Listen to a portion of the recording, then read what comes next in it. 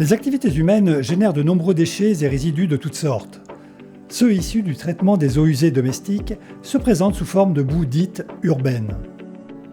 Composées d'eau, de matières organiques, d'éléments nutritifs, les boues urbaines sont intéressantes pour la fertilisation des cultures. C'est ainsi que s'est constituée la filière d'épandage agricole, un moyen de valoriser ces déchets localement avec un cadre réglementaire et sanitaire strict.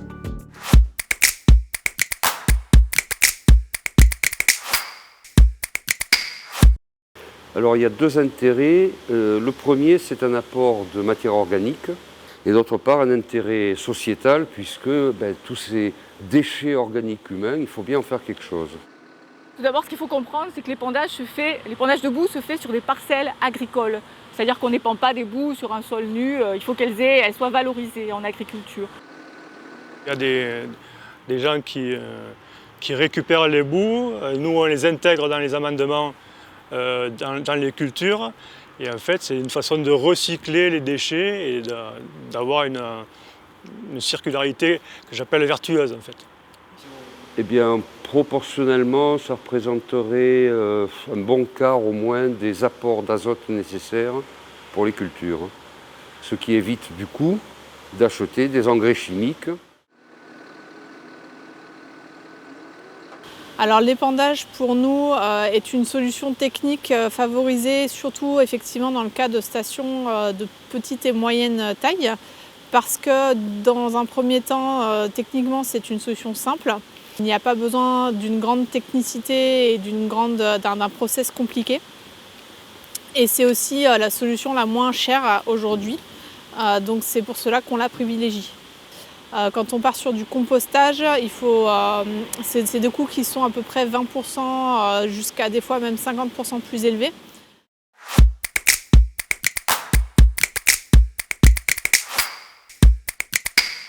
Les plans d'épandage sont soumis à la rubrique 2130 du Code de l'environnement, c'est la partie réglementaire. Et c'est pour garantir l'innocuité de l'épandage. La MES, c'est l'organisme qui est désigné par le préfet et porté par les chambres d'agriculture, qui est l'organisme indépendant des producteurs de boue de station d'épuration. Chaque station d'épuration doit présenter un bilan.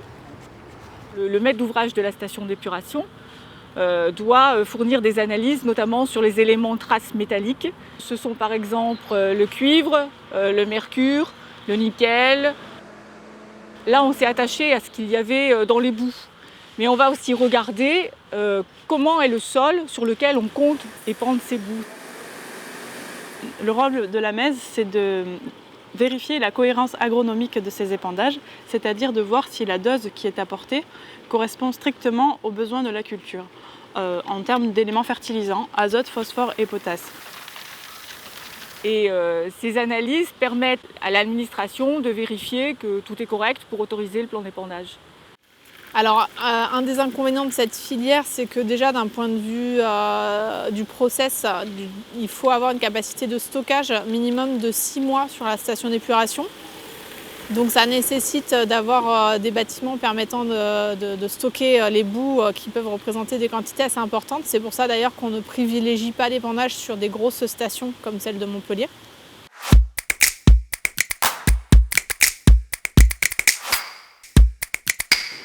On intervient aussi un peu avant les épandages, donc en prévision, pour discuter des modalités d'épandage avec les collectivités, les bureaux d'études, mais aussi les exploitants agricoles. Le jour du chantier, on peut venir sur site, sur les parcelles, sur la station d'épuration et aussi effectuer des analyses de contrôle des sols et des boues. Nous avons une activité de curage de station d'épuration.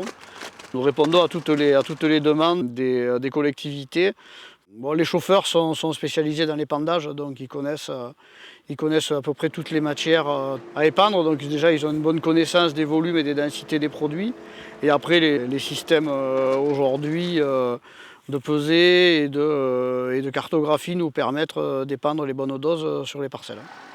La qualité de l'épandage est importante pour l'agriculteur et pour la collectivité. Donc les interventions d'épandage ont lieu en général au printemps et en été, sur des périodes plutôt sèches, parce que si on a des orages ou des grosses pluies entre le moment où on extrait les boues et le moment où on épand, on ne prend pas de risque, on décale la globalité du chantier. pour l'agriculteur, c'est une contrainte, c'est qu'immédiatement après épandage, il faut aller enfouir ces apports pour des questions environnementales, bien sûr. Et l'autre chose, c'est qu'il faut faire ça sur des parcelles qui vont être immédiatement ressemées pour ne pas avoir des reliquats d'azote lessivés pendant l'hiver. L'épandage doit être fait à des distances réglementaires des cours d'eau, des captages, des puits, des maisons. Ces distances sont différentes aussi selon la pente du terrain. Enfin, tout ça doit être mis en place dans le plan d'épandage avec des cartes et doit être vérifié au préalable.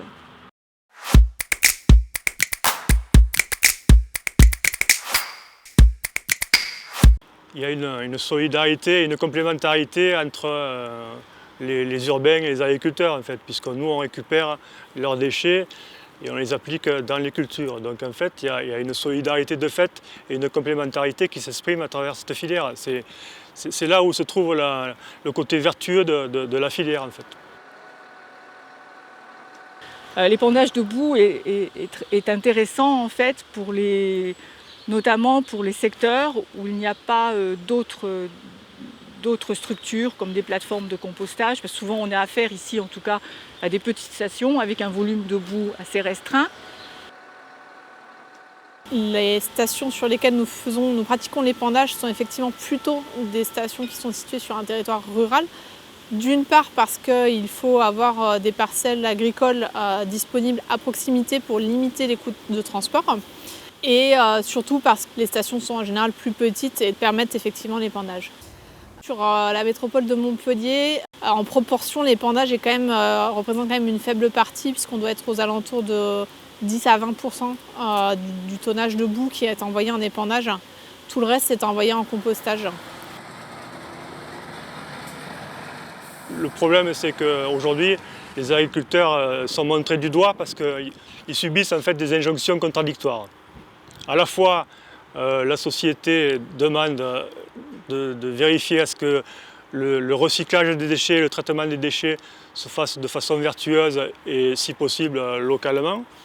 Et à la fois, dès qu'il s'agit d'épandre des boues à proximité d'habitations ou de villes, il y a des problèmes de riverains. Aujourd'hui, avec les réseaux sociaux et avec l'interpellation des gens sur les dossiers environnementaux, on est de plus en plus confronté à des personnes qui viennent nous interpeller sur ce que nous faisions. On veille toujours à ce que les chauffeurs de camions ou d'épandage aient le plan d'épandage et le récépissé de la préfecture dans le matériel pour répondre. On a quand même une incompréhension des gens sur le métier que nous réalisons. On essaie d'être pédagogue, d'expliquer. Bon, généralement, les gens comprennent. Ensuite, il y a un aspect un peu plus syndicaliste qui consiste à faire en sorte que les agriculteurs n'aient pas un surcoût lié aux services qu'ils rendent en fait à la collectivité. C'est le circuit court, n'est-ce pas, entre les pâtes digérées et puis la production de blé dur, par exemple. Nous sommes tout à fait dans une démarche écologique. Grâce aux effets conjoints des services de l'État et des chambres d'agriculture avec les MES, la filière d'épandage des boues d'épuration a été sécurisée et rendue attractive pour les agriculteurs. En Occitanie, c'est une véritable opportunité pour améliorer d'un amendement organique les sols pauvres de certains territoires.